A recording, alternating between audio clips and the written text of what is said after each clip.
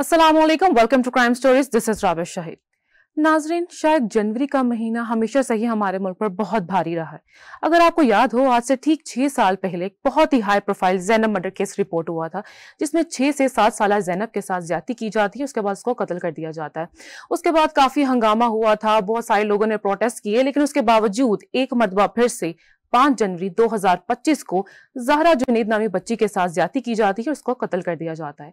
ये स्टोरी आपके साथ शेयर करेंगे और इस वाकये को रिपोर्ट करने के लिए हमारे साथ स्टूडियो में मौजूद है समा डिजिटल के रिपोर्टर आमिर मजीद साहब। अस्सलाम वालेकुम, वेलकम टू क्राइम स्टोरीज।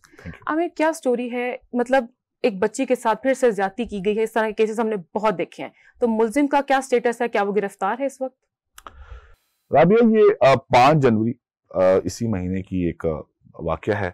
ये एक गांव है, ख्वार नाम है इसका। ये सराय आलमगीर टाउन है, डिस्ट्रिक्ट गुजरात है, उसके करीब वाकया ये एक गांव है। वहां पर ये वाकया पेश आया। हुआ कुछ यूं है कि ये बच्ची है जिसकी उम्र 4 साल है और ये दिन 3:07 पर अपनी खाला के घर जाने के लिए निकली थी। खाला का घर ज्यादा दूर नहीं था।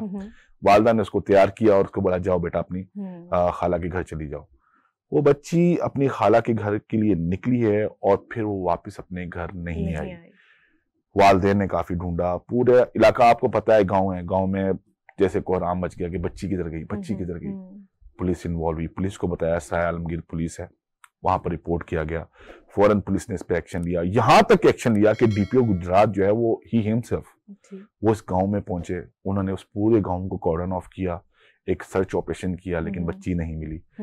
जब बच्ची नहीं मिली तो पुलिस ने, सराय आलमगीर पुलिस ने पाकिस्तान पिनल कोड की सेक्शन है 363, ये बताती है पनिशमेंट फॉर किडनैपिंग के तहत मुकदमा दर्ज कर लिया। उसके बाद भी जो है वो सर्च जारी रखी, लेकिन पुलिस के हाथ कुछ नहीं लगा।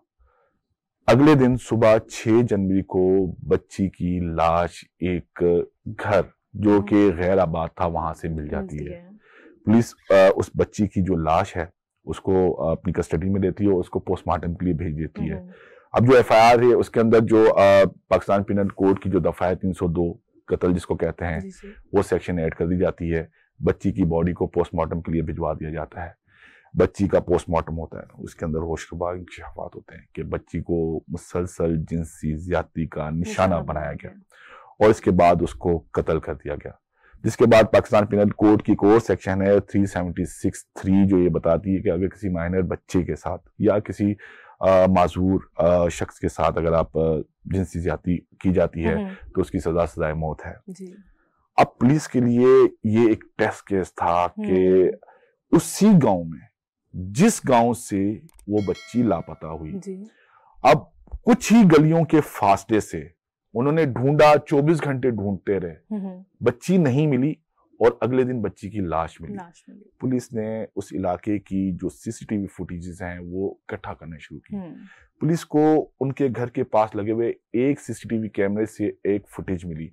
उस फुटेज में कुछ नजर नहीं आ रहा था, लेकिन उस फुटेज के अंदर 77 सेकंड की एक ऑडियो थी और वो ऑडियो ये थी कि चाचू मैंने नहीं जाना, चाचू मैं नहीं जाऊंगी।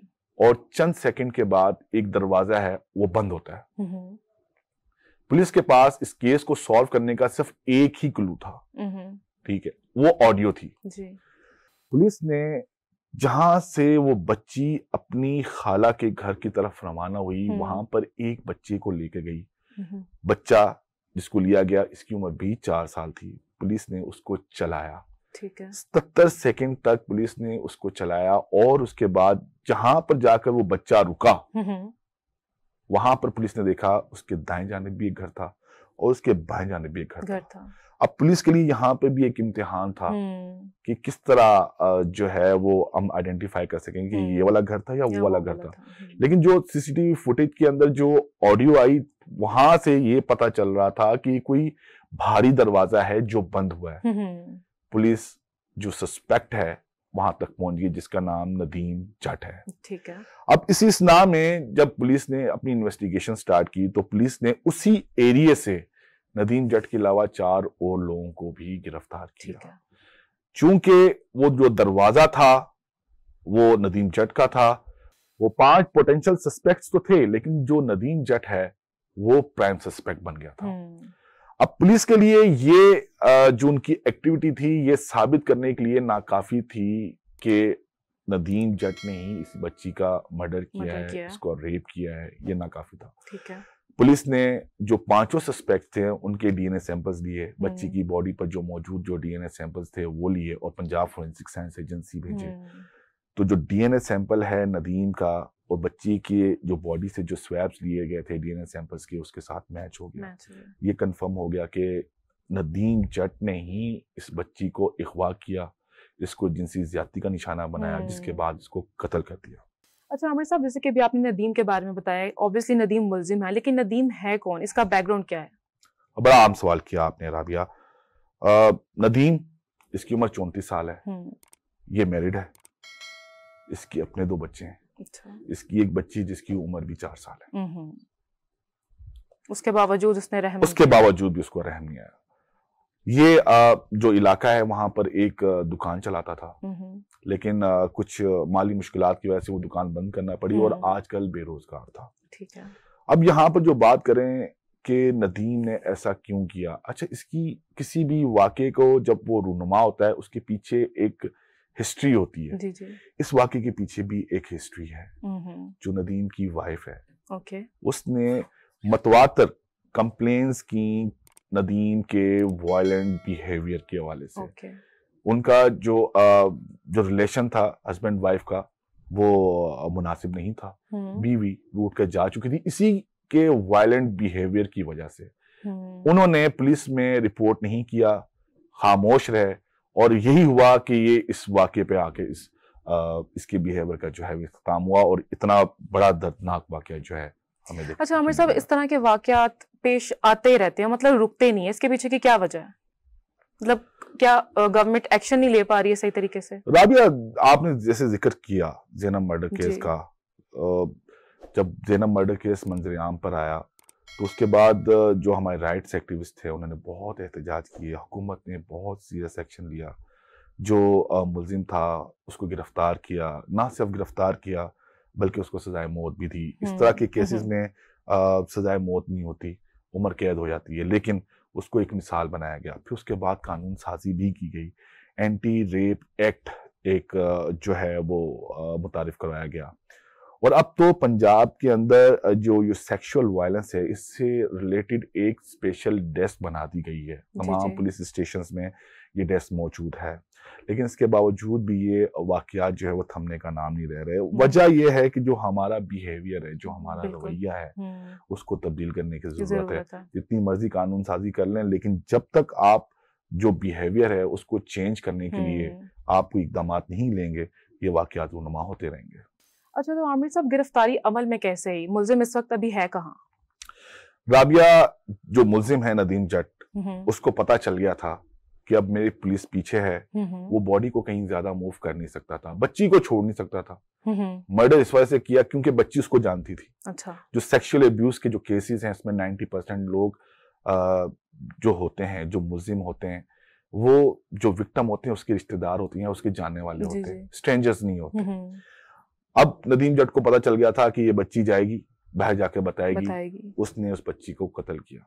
अब पुलिस को चूंकि वालिदैन बता चुके थे, पुलिस ने चारों तरफ से उस गांव को अपने घेरे में लिया हुआ था, घर घर जाके चेक कर रही थी। उसने उस बच्ची को कत्ल किया और उसके बाद अगले ही दिन जब उसने देखा कि उसके पास मौका है, उसने अपने घर के पास ही एक गैर आबाद घर था, उसके अंदर उसकी लाश फेंक दी।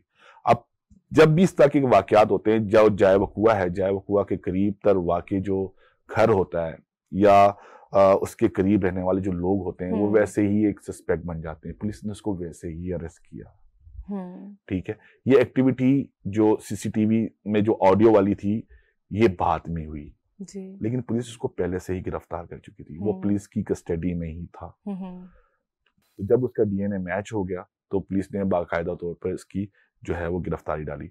एक पॉलीग्राफ टेस्ट होता है, पॉलीग्राफ मशीन है, पुलिस ने उस पर उसका टेस्ट दिया, वो भी एक्यूरेट आया।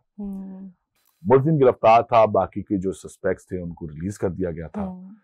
अब पुलिस के मुताबिक उसको बरामदगी के लिए उसी गांव ले जाया जा रहा था, क्योंकि जो उसने कपड़े पहने हुए थे जो जिनसी ज्यादती के वक्त पुलिस ने वो बरामद करने थे, उसी गांव ले जाया जा रहा था कि मुल्जिम रात की तारीकी में पीछे मोबाइल वैन में बैठा हुआ था। उसने पुलिस एहलकारों को धक्का दिया और वो वहां से भागने में कामयाब हो गया, खेतों की तरफ चला गया।